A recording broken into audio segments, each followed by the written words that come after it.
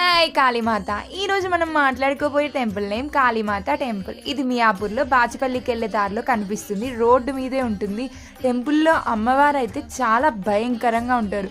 కానీ మనం ఆమె దగ్గరికి వెళ్తే ఒక అమ్మ ఒడిలో ఎంత చల్లగా ఉంటామో అంత బాగుంటుంది. ఆమె మనకు చాలా కరుణ, దయ, మనశ్శాంతి, శాంతి, మన కోరికలు అన్నీ తీరుస్తారు. ఈ అమ్మవారికి ప్రతి మంగళవారం, ఆదివారం, శుక్రవారం అభిషేకం చేస్తే చాలా మంచిదంట. ఇక్కడ అమ్మవారితో పాటు చాలా దేవతలు, దేవుళ్ళు కూడా ఉన్నారు. అందులో యమధర్మరాజు ఎక్కడో ఉన్నారు, ఇక్కడ ఉంటున్నారు. అరే ఏంట్రా ఇది? సారీ గైస్, మనం ఎక్కడా చూడనట్టు ఈ టెంపుల్లో మనము యమధర్మరాజుని మరి చిత్రగుప్త